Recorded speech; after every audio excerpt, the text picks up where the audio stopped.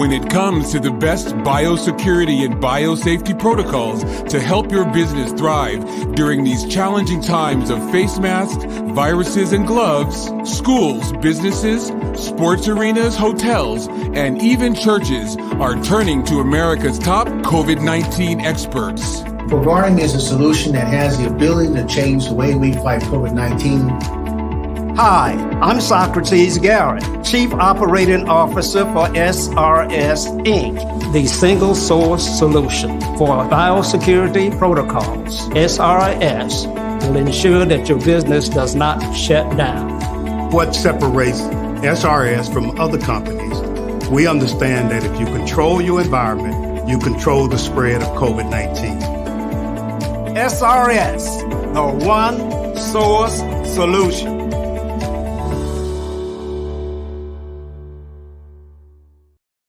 Have you had your Earth Blend coffee today? At Earth Blend Coffee, we take pride in offering you the very best of beans across the world, blended and roasted to perfection, giving you superior quality and satisfying and flavorful taste.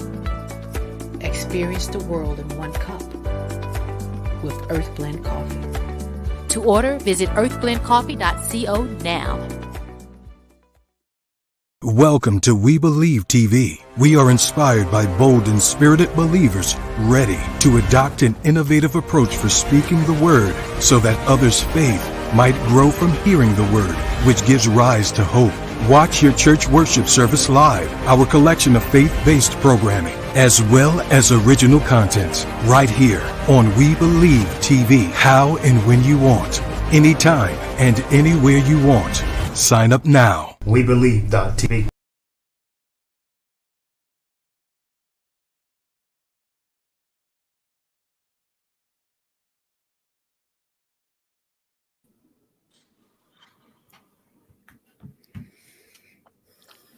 I'm going to get started shortly.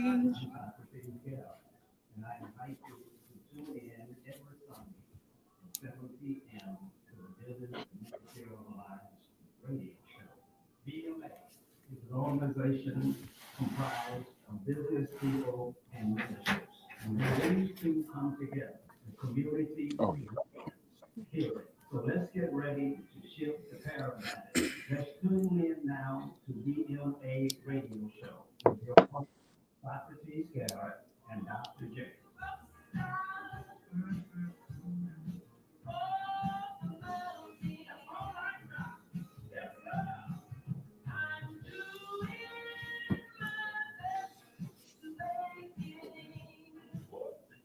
Hey, hey, hey, and welcome to another week of BMA Radio Show. How you doing, Doc? Hey, Doc, I'm well. Thank you for asking. I heard that. Good. So I heard that Congress made a decision on the relief package. Yeah, $900 billion. $900 billion. Hopefully, they will give Americans more than $600. $600 will not go that far. Well, you let me put it like this. You can hope all you want to. Hope alive. Yeah, you can keep hope alive, but my sisters and brothers are only going to get about $600 a piece. You know, and I think about people out there who about to be evicted. You know, I think about people out there who can't feed their families. I think about people out there who really having a hard time during this pandemic. And will $600 actually help them? Well, Doc, look, I saw where you kind of tipped into my show on Thursday. You didn't know I saw you there, but I saw you tip in, and we were having a conversation about reparations. And I'm going to tell you something. This whole conversation over COVID release has given me a clearer understanding that if these folks won't take care of their own folks, they're not going to take care of us. Wow. Okay. And that's my conclusion. That's my recollection. They are not taking care of their own people. The auntie Nims down in West Virginia, the uncle over in Montana, the baby sister up in Idaho. They are not taking care of them. And if they are not going to take care of their own folks, we can forget about reparations. And that's just the way that's the way I see it. So we really have to do something different. We got to do something different because this is not working. Something has to happen. I don't know if hopefully if the election in Georgia can kind of balance out the Senate and we can get something done during this Biden administration. We hope so. At least the conversation will start. I do believe that the conversation will start. And I do believe that if a Democrat is elected, it might not be Kamala Harris. I know a lot of people think that she's a shoo-in, but we thought that about Hillary Clinton too. And so I am not saying that she's a shoo-in, but I do believe that we can elect. Shoo-in for what? For a president. For a president. So the vice president doesn't actually automatically get to be president of the Senate?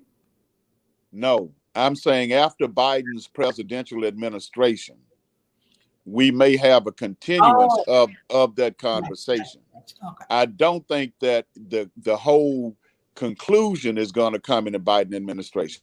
We're going to need another Democratic administration just to continue the conversation of reparations. And if that happens, I think we've got a good chance to see reparations to come to people of color, Black people, African descent in the United States. I think it's possible.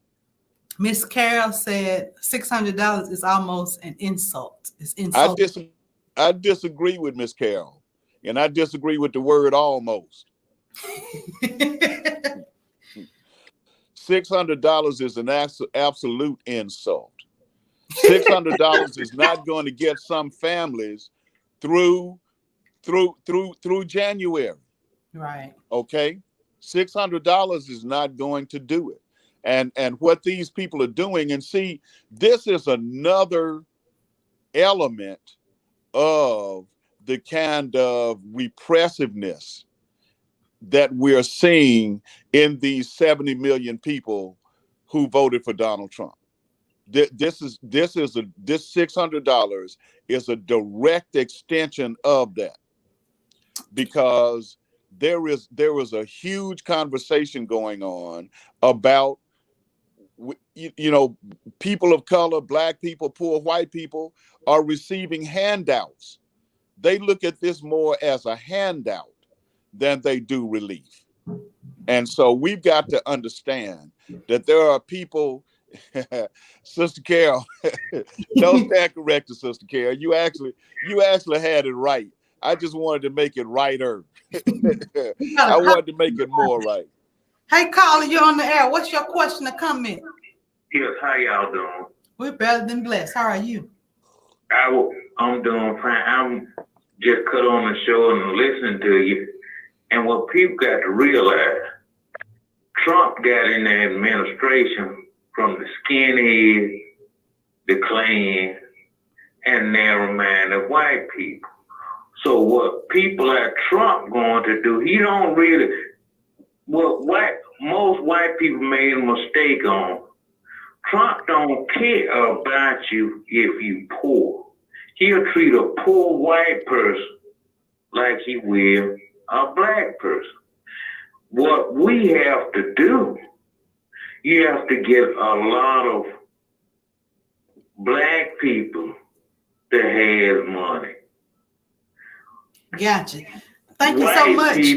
Thank you so much for your call, caller. I appreciate you. Thank you. No problem. No problem. I don't really want us to focus on Trump so much because he's out the door. I want us to focus on how many Black businesses going to get some of that $900 billion. Like we have to pick and choose our battles. Which battles can we win? You know, and we need to be fighting for an economic seat at the table. And I think, you know, that's what happened with the civil rights movement. You know, they didn't fight for the economic piece of it. And so that's what we want to talk about here today, as well as how the municipal project will support those efforts. So I haven't read the bill, but I really want to know, is there anything in there that support Black business owners? No, to be very specific, there is money set aside for PPP, which is how small businesses are supposed to be taken care of. There's money there. There's that $600. Now the $600 does go through March, and what a lot of people are hoping is when the Biden administration comes in, there will be a much larger and more extensive COVID relief bill from the Biden administration. But the small business money, a large part of the money is going for COVID vaccine distribution. And there's a lot of money for public education, how the public education system has been revamped and restructured due to COVID. But there is money for the PPP, and that's how small businesses are presumably helped. And then there's that $600. So it's a pretty narrow bill. Wow. So hopefully we will learn more about this bill, and hopefully they can get it out before Christmas. How many days we have before Christmas? 4 days. Yeah. I don't think we're going to get that check before Christmas. Oh, absolutely not. I mean, definitely not. We might get a check for December, but it won't be till January when we get it. My check I already spent. Spent, like the kids say. Yeah, mine was spun in October. Oh, I've been running on fumes since October. Wow. So you mentioned the vaccine. Are you ready to take your vaccine? Oh, I'm going to take it. I mean, I'll just be honest with you. I trust it. I trust the science. I trust the people who are taking it.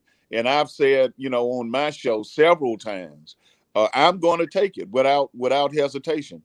It just makes perfectly good sense to me to take it, because unless they found a way to have two sets of vials, one set for all of these public health people who are going to take it, all of these healthcare professionals who are going to take it and who are taking it now, and another set of vials for folks who look like me, then I think we'll be all right. I really do think we'll be all right. So yes, unequivocally, I intend to take the vaccine. My dad had the same answer.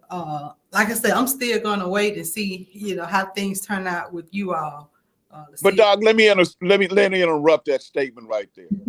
When you watch all of these doctors and nurses and family nurse practitioners taking this over the next several weeks, that is a wait and see. No. You don't know what they taking. You see them getting some type of shot, but you don't know what's in that vial. Like, I don't know what they're shooting up at me. I'm for real.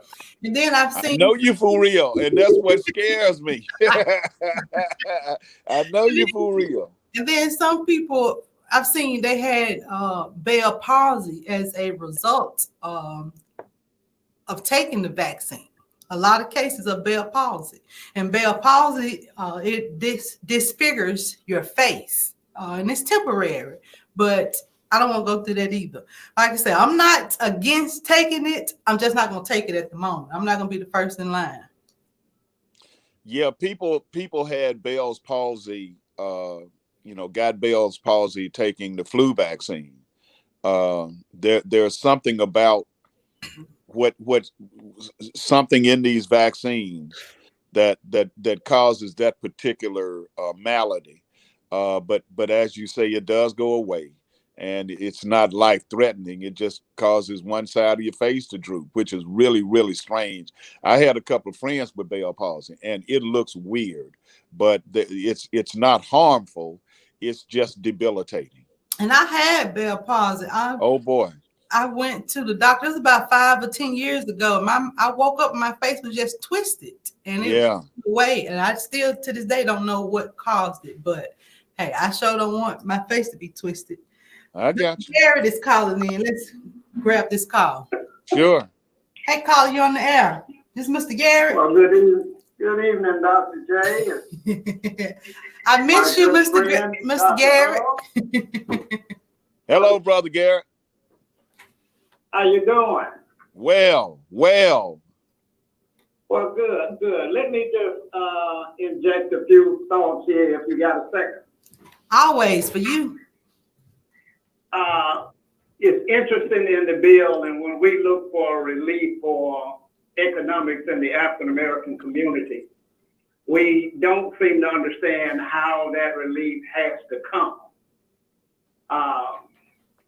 It's about economics, and the government cannot give out money. They can do an unemployment check for $600, something like that, and then they go PPP, which is payroll protection, and then you'll have folk like Joel Osteen that got $4.4 million in PPP money that he won't have to repay, and African American businesses don't get any help that are struggling. They don't have a large number of employees, but they're trying to keep their doors open. And the only way that the government can impact what happens in the African American community is through contracts for goods and services that are 100% set aside for that community. And until we get there, then we're not going to be investing in the community that needs the help the most. Because if you put the money in down to the state level, it won't get to the African American business community. If you put it down to the municipal level, which is mandated to operate like the state operates, then it won't get down to the African American community. And so the only way for it to get there is that it is specifically allocated and set aside for that population. And until we force that language into our government, then we're not going to make anything happen. Now, this language was put in place by Richard Nixon when he instituted the set-aside program at the federal level with the 8A program that worked, and we all know it worked. Well, if we know it works, why don't we implement it into our municipalities and our state government so that we can help that community that needs it most? And finally, for me, if we don't put some money in the African American community, we talk about increasing the quality of life. Well, our politicians talk about increasing the quality of life as if there's some magical wand that you can wave, but it's not. You cannot increase the quality of life until you put money in the African American community. And those dollars circulate in our community, and this poverty is creating all these ills that we talk about, and we don't seem to understand how to eradicate that. And you do that through contracts for goods and services. And we hire people, we employ our people, and we build businesses, and we buy trucks, and we build buildings, and that money turns around in our community 10, 11 times, and all of a sudden the entire community begins to be lifted up. So I just wanted to share with you guys that the show that Thomas Burrell has on Tuesday night, Civics 101, talking about contracts for goods and services, until we can get all of our elected officials and all of our leaders to focus on contracts for goods and services within the African American community, can't nothing happen. But I'll stay tuned and listen and enjoy the show, and maybe one day one day our folks will get it. And then we'll start to see the quality of life improve. Thank y'all very much. All right. When you, I think he was talking about affirmative action program. He said AA program, but no, 8A, the number 8 and the letter A, 8A set asides. Yeah. This was a program, as he said, that was instituted by the Nixon administration, and it was it wasn't 100% guarantee, but it was a percentage guarantee for 100% of minority-owned businesses, Black-owned businesses. And the 8A set-aside program was a very successful program. That, in my mind, is why it no longer exists the way it should. Because when the other side sees something that works for African Americans, they SEIZE. When they seize it, when they SEES it, they SIEZE it. They seize it. They pounce on it, and they prey on it, and they make sure that program becomes ineffective. Let me unpack at least one thing that Brother Garrett said. He gave us the what?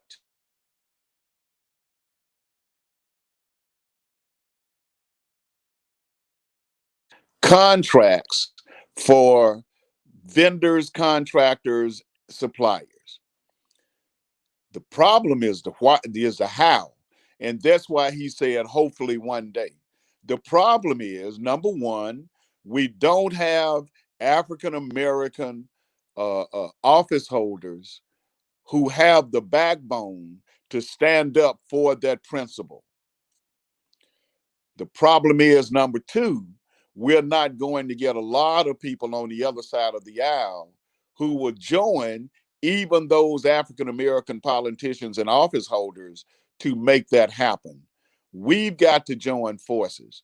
One of the things that, was talked about on this show when I was here 2 weeks ago, that we've started talking on my show, that we will talk about every week in North Mississippi, is churches need to have a gathering and deposit all of their money in one bank.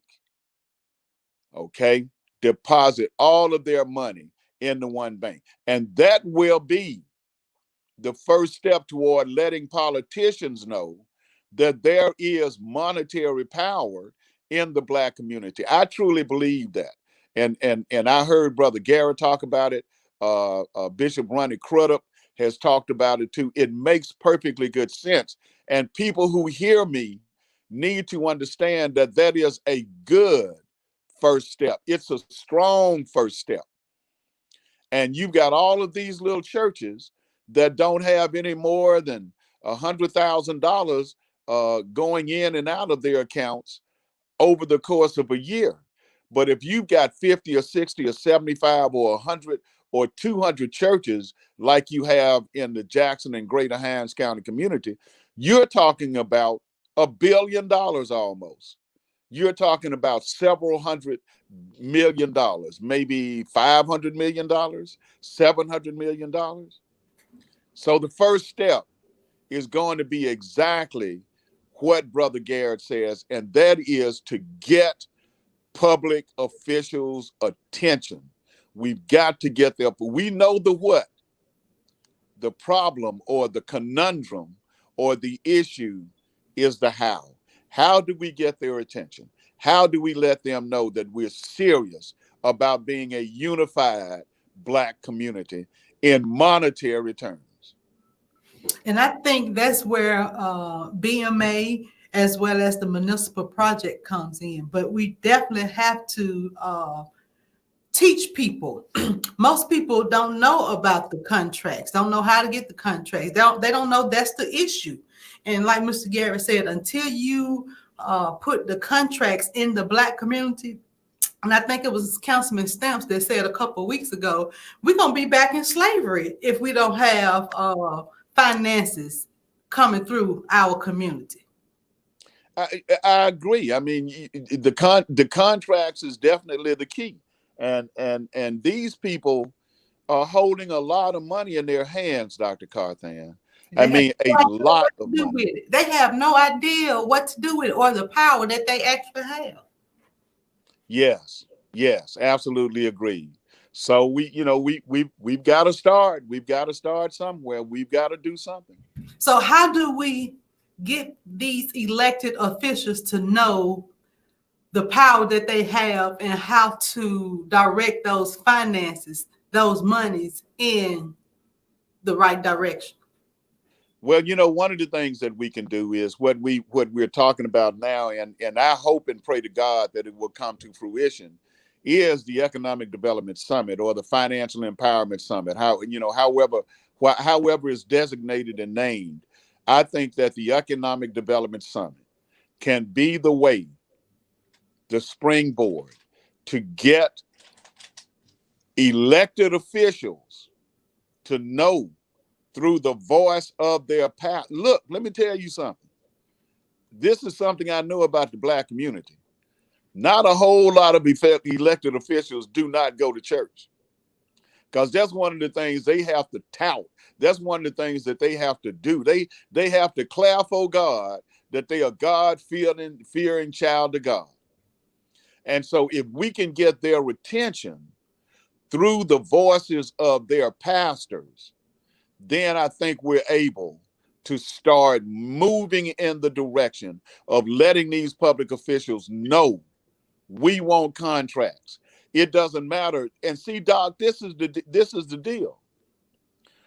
A building project only comes around in the largest municipalities. A building contract only comes around every 2 or 3 years, maybe 5 years. In some of these smaller cities, every 6, 7, 8 years. But there are copy machine contracts. There are uniform contracts. There are all kinds of supplies that come to build. Let me tell you what we found out in Tupelo, and this was found out by an accountability study in the city of Tupelo. A small business, one small business that was linked to the mayor at the time, that guy's no longer mayor, was making $1.3 million a year simply off of copying and printing per year. $1 million. This was one small copy shop. This was what we call a copy shop. This was not a large printing business. This was not a large affair. This was not a large, conglomerate. This was a mom and pop business that had tapped into the right folks at City Hall, and they were making over $1 million a year in printing and copying contracts. So there are a lot of contracts out there. And a lot of those contracts, as DeKeitha Stamp said, a lot of those contracts don't need to even have 3 bids. A lot of those contracts are business contracts. For example, if you want to purchase a service of $500 or less in a lot of municipalities, you do not need 3 bids. But guess what? If you purchase that same service 100 times a year, but you're only spending $500 a pop, look how much money you put in a business's hands, because you don't need for them to compete with 2 other businesses and have any kind of bids. So you think about that. You think about a business that is getting a city's business at $500 a pop, but they're doing it 100 or 150 times a year. Think about that. That's how a lot of these municipalities. It definitely adds up. I said those numbers definitely adds up. And what is the threshold? Is it $5,000 that you don't have to have a bid? Right. There are a lot. There, it just depends on that. Some have $5,000. Some have $500. It just really depends on what the purchasing policies and procedures say, and what what the SOPs are. But yeah, there are a lot of municipalities that's spending a lot of money that don't need bids, and they're spending it with who they want to. They can just call somebody up on the phone and say, hey, can you get this back to me in 3 days? I need 500 copies for a presentation that we are making to all the employees, or something like that. But what Socrates is saying is absolutely true. If we can find a way to tap into these contracts, okay, and a contract. Do what? We got to call Mr. Garrett. That's you calling back. Oh yeah, I'm enjoying your show so much. Good. And Dr. Earl and yourself, y'all right on target, right on point. And I just want to remind you though, when we talk about how to make these things happen, that we also go back and just remember that every time the government says it wants to stimulate the economy, it passes a bill to work on infrastructure, the infrastructure bill. You hear about that all of the time. Well, what is the infrastructure bill, and why is it that that's the approach?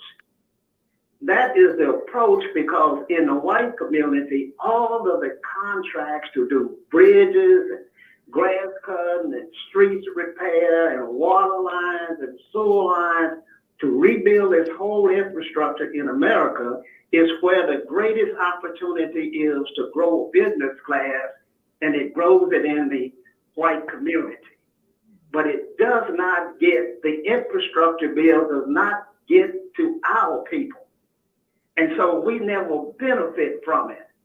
And so we just have to be reminded, and I want you to go back, Dr. J, and be reminded how the flag came down and the power that we have. I like her approach to businesses depositing funds in their banks and the power associated with that. But you remind me of how the flag came down. Do you recall what happened in your mind to make that happen? Yes, the fellow from Mississippi State, the student, he actually tweeted, and that really got the attention of the sports world. And like I said, when they knew they was gonna lose money in the sports arena, because the city of Starkville, that year that they won the state championship, they won they made $100 million in the city. So they was up for losing that money if, these students would have pulled out of sports. And that's why you had all these coaches to come together and come to the Capitol to rally for a new flag. And that flag got taken down. Because of the economics.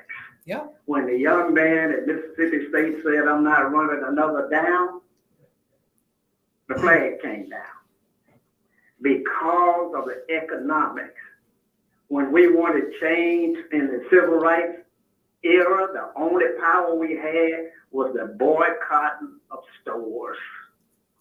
And when we started to boycott stores, things changed. They changed why, Dr. J? Because they was losing money. Because they were losing money.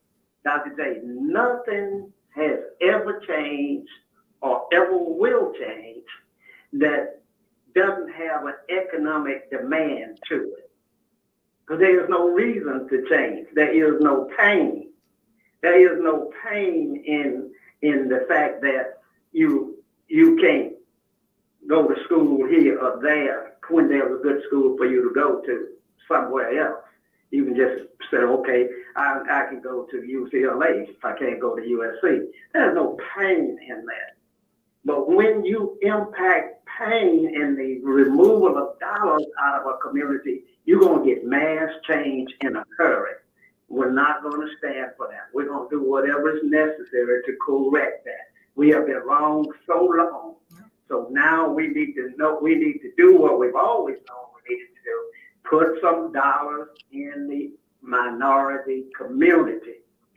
And I'm not saying put them in there by handing them out. You put it in there by giving folks an opportunity to work for it and not jobs. Jobs, Brother Garrett, is different than contracts for an African-American owned business. Yeah, Dr. Hub. now you know there is a double-edged sword in that dynamic. And I saw it at work when we boycotted in West Point in the 1970s. And basically in the 1970s, it was an economic boycott for economic reasons, because our boycott was we wanted every store out. It was very simple. We wanted every store downtown to hire somebody black. It was very simple. We didn't make it complicated at all. Here is the double-edged sword. When you start doing that and white businesses start hiring black folks, the black folks that they hire get co-opted and the mission gets a little tainted. And I am not negating anything that you say, but I think that if we are going to run that play, we need to know what the defense is doing so we can throw over the defense's head, or we can do a play action pass, because I've seen it happen. And what happens is in the early 1970s in West Point, Mississippi, the banks in particular started hiring a whole lot of black women. I mean, for a long time in the late 1970s and early 1980s, the only folk at the banks in West Point were black women. Then those black women became co-opted. They became afraid to lose their jobs. And because they were afraid to lose their job, part of their tainting of the black community was to let them know how good the banks were and how diverse the banks were and how proactive the banks were. And this is the thing that we have to be wary of when we start making these moves. And I agree with you 100%. The moves have to be made, but we have to be aware that people get co-opted, man. Yeah, let me describe the difference in what we're talking about. One is affirmative action. That's affirmative action came in and the creation of jobs. So now we got everybody that's interested always in a jobs program for the very reason that you're talking about. We bring some people inside and they become compromised and they won't speak up and we'll be fine. They'll tell everybody how good we are in a bank that doesn't do anything in CRA, doesn't reinvest a dime in the African-American community, redline the community every year, and there's some black people in their family doing great. That's CRA, for those who don't know what the CRA is, the Community Reinvestment Act, and it's still in existence. Right, and they have to do that to keep their jobs. I'm not in a fight with them at all. But affirmative action and job creation is different from economic empowerment and contracts and business development. We don't want affirmative action. We don't want jobs. We specifically want contracts for goods and services and black business development. And let me just make certain you understand this, Dr. Hull. The 8A program is alive and well today. But what happened to it was that white men decided that, okay, if the contracts are going to be set aside for minorities, because it wasn't set aside for blacks, it's set aside for minority-owned firms. And so all of the firms now, the white boys start shifting their wives and their women into the creation of businesses that qualify under that statute. So if you go to the Mississippi Department of Transportation and you ask them to give you a list of all of the minority contractors that they're doing business with today, and I've had this conversation with my great friend Willie Simmons, that list will be 85 and 90% comprised of white female-owned businesses. Wow. Socrates, let me explain why very quickly, so people would know, because we give people a lot of information, but we don't give them the background behind the information. They need to know the background, and so let me help in this regard. As far as minorities, designated minorities are concerned, there are actually two types of minorities that are recognized. You have racial minorities, but you also have numerical minorities. And women are still designated as a numerical minority because they don't own businesses. They are in the minority when it comes to owning businesses. And if I was still, talking on the streets of West Point, Mississippi with the boys, I would call them the white boys, but I'm not going to do that because I'm a little bit more sophisticated now. But if I were to call them the white boys were savvy enough to begin to divert funds from racial minorities to numerical minorities. And it's going to be there are more white women comprise more in terms of businesses, numerical minority-owned businesses, than black folks, business-wise, own black-owned or racially-owned businesses. So when you explain to our audience, why is it that we've got all of these white women who own businesses, we need to have them understand why. Because their husbands have now designated them as numerical minorities. Well, thank you, Doug, for that background, so that our listening audience will understand. And so we realize how significant the problem is to get the economics into our community. We created a whole new minority group in white women to circumvent those dollars from getting down in the black community. Yes. Everywhere we look, there's a block, there's a stop sign, there is a reason why we cannot improve our community. And we can't improve it because we can't get no money into it. When we can't put no money into community, a lot of bad things happen. Everybody understands that.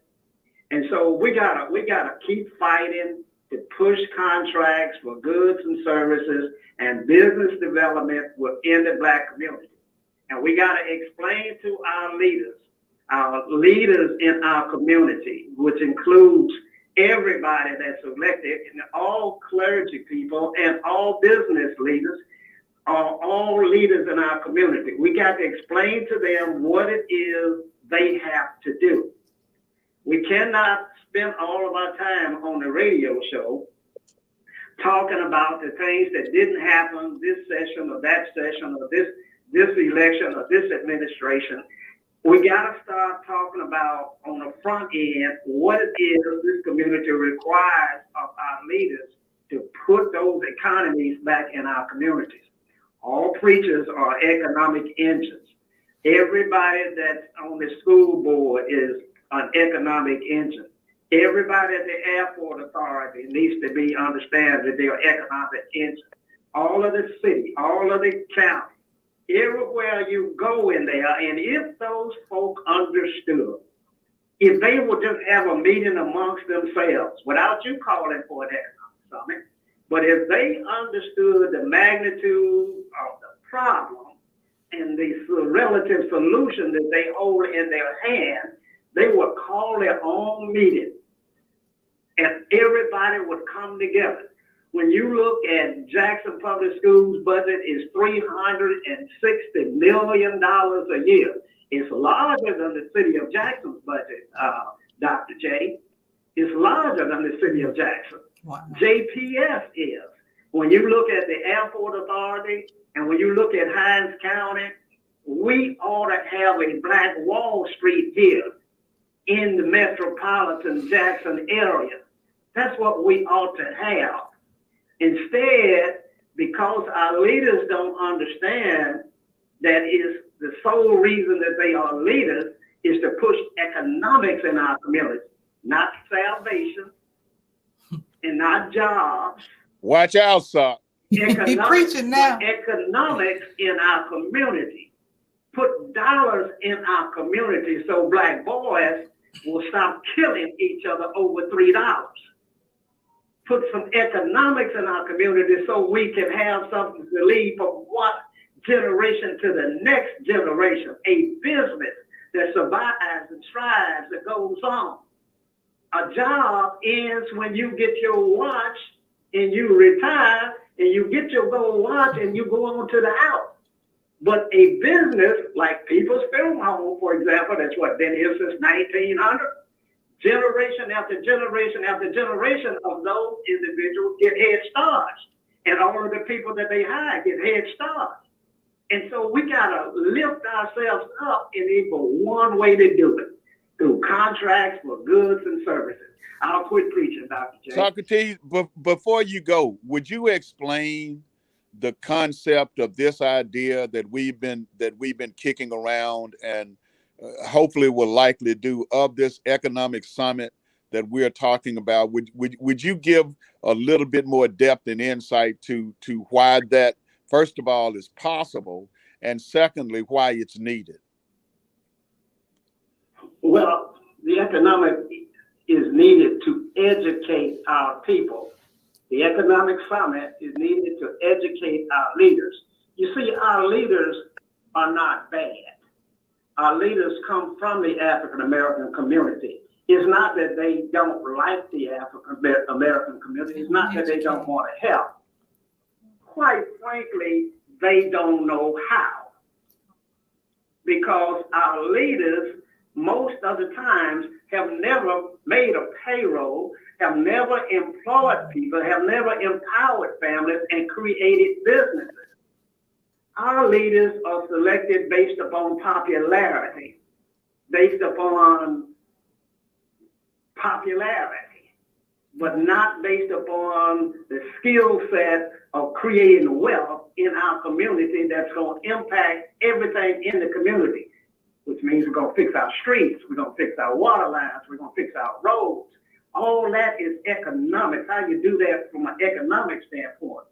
But we will elect people who were civil rights advocates, who led the march, who fought in the streets to a position of mayor or school superintendent or airport authority on all of our boards.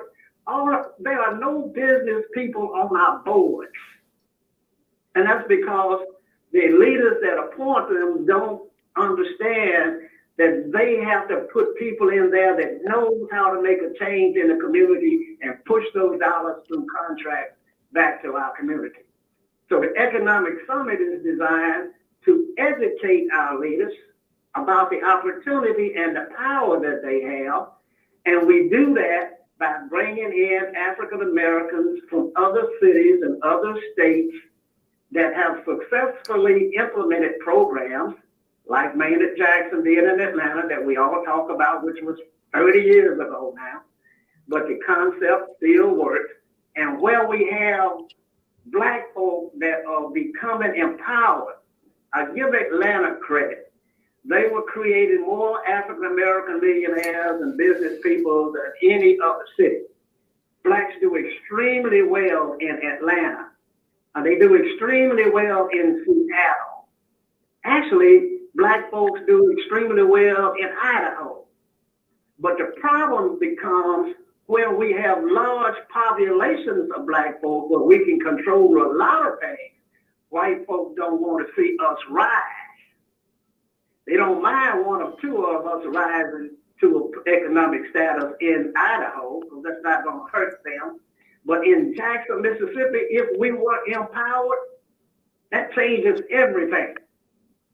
And so until we can get our leaders acclimated and educated through an economic summit, there's no way to make change. The state of Mississippi does less than 2% of its purchases for goods and services with the African American community. The state of Mississippi. But now when you talk to a legislator, a black legislator about that situation, they would deflect and stop talking about we got to improve education and we need that our social issues are our priority, because that's what they understand how to fight for. They don't understand the power of building a business class and why that's critically important. Even though we see it in the Indian community, even though we see it in the Asian community, we act like we don't see it for the African American community. And I tease my siblings and I tease my children. I said, look, there are two kinds of folk in our community that you need to watch, and they're Indians. I said, but don't get it confused. I'm not talking about the ones with the feather. I'm talking about the ones with the dot. Those are the ones that are building businesses everywhere you go. They're running our convenience stores. They're running our hotels. They're becoming more and more empowered everywhere you look.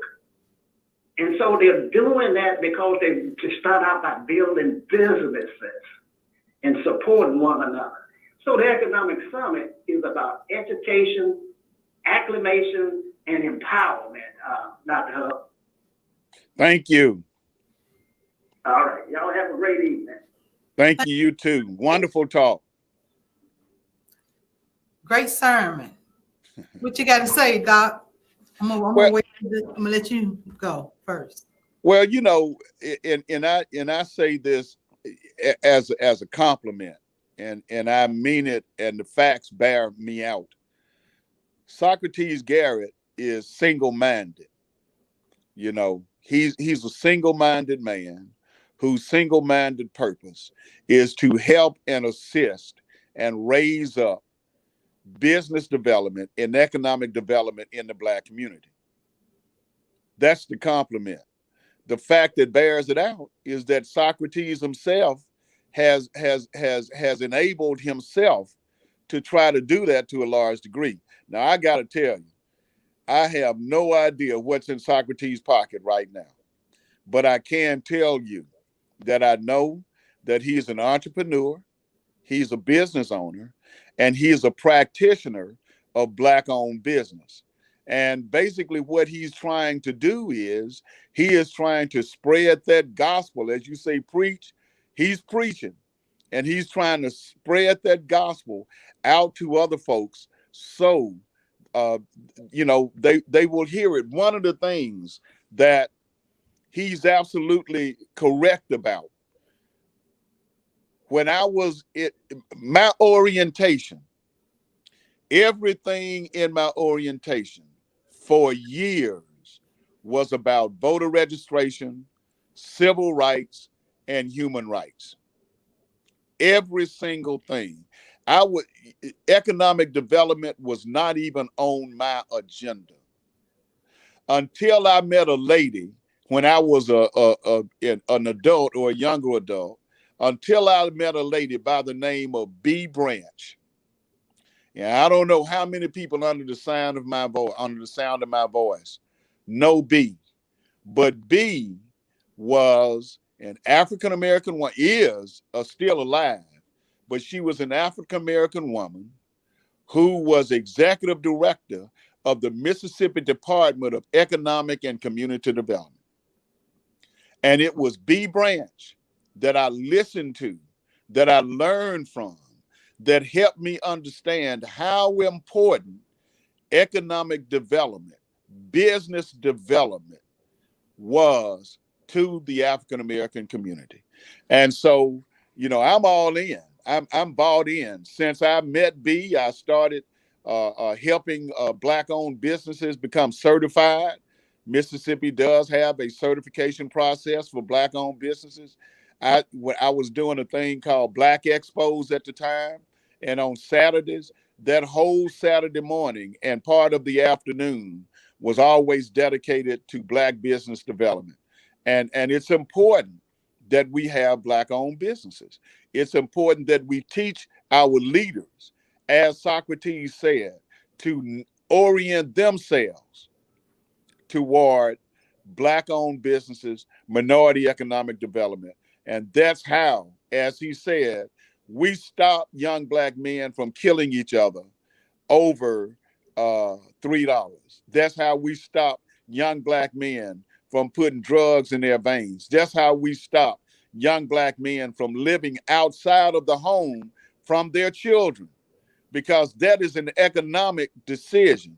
Young Black men don't live in the homes with their children because their children live in public housing, and the only way their children can survive with the mama is that the father live outside of the home and put money in the home, but not live in the home too. So the whole system is geared toward keeping our families separated, keeping our improvements and our progressiveness to a minimum, and not being able to handle or understand what economic development is for Black folks in the Black community. Thank you, Socrates. I appreciate it. No problem. Look, thank both of you all. I want to say, just listening to both of you all, it had me doing a SWOT analysis, and that's strengths, weakness, opportunities, and threat. And so when I think of the strengths that we have, I think about people like Mr. Garrett, who have actually done what he's saying. And, when I think about weakness, I think about the lack of knowledge that we have in the community. And so when we think about opportunities, we have the opportunity to educate the community as well as elected officials. And lastly, threats. Who would be threatened by this? Of course, the people in power who wants to remain in power. And we have a very small, I wouldn't even say small, we have a part of the Black population who are just simply jealous. They see successful people and they say they already are successful. Why would we want to make them more successful? And I just think that's pure jealousy and also ignorance. You want to learn from people who have already done it. You talk about these different millionaires and you want to learn from them, you want to be like them. But when you have Black millionaires that you can see, touch, hear, and learn from, you kind of get, I don't even know the word, I guess jealous, because you feel like they have made it, I need more help than them. But if you don't know what to do, how can you, actually get the contract and do what's need to be done? So that's my analysis of where we are. Once upon a time when we were colored. And I also want to say, every time. Yeah, I mean, we were a stronger people when we were colored. When we were colored people, we were a stronger people. We had a more unified community. We understood interdependence. That's what we talk about when we say that a dollar would stay inside the Black community in those blocks for 8 or 9 days before it even left the community. Once upon a time when we were colored, and that was the secret and the key to our success. I don't really think it had to do with the label that was on us. It was before we integrated, and what we should have been asking for. Go ahead. I'm not talking about a label, Doc. I'm not talking about a label as much as I'm talking about an era. During the era that we were colored, I don't mean to be offensive. I'm not talking about when we were colored people. I'm not talking about during that period of time when we called ourselves colored, but during that period of time, during the late 1930s, early 1940s, into the 1950s, and even into the, ma'am? 3 minutes left on the show. Okay, and even into the early 1960s, we understood interdependence. We understood community. We understood how those things benefited everybody. But when people started becoming picked off and becoming co-opted, that's when the jealousy set in. That's when the division set in. And now, Lord knows, I know some of us, including Socrates and myself and you, we're trying to get that back. The brother up in Lexington, Mississippi, who's still trying to resurrect the Mississippi Freedom Democratic Party. We're trying our best to get back to that place. Exactly. And I also feel that every time we get to the finish line, they actually move the finish line. They come up with new policies, and that's why you really have to read now, because they are discriminating us in the laws and policies. Doc, it's in unity. It is in unity. If we became more unified, we would not allow them to move the goalposts or allow them to move the finish line. But we aren't anywhere close to being unified. We have no unity. And if we could get just to that one thing, if we could all say the same thing for the same reasons, that I believe that we would be much closer to not only getting to that finish line, but crossing that finish line before they move it again back. Unity. It's about unity. Unity, UINTY.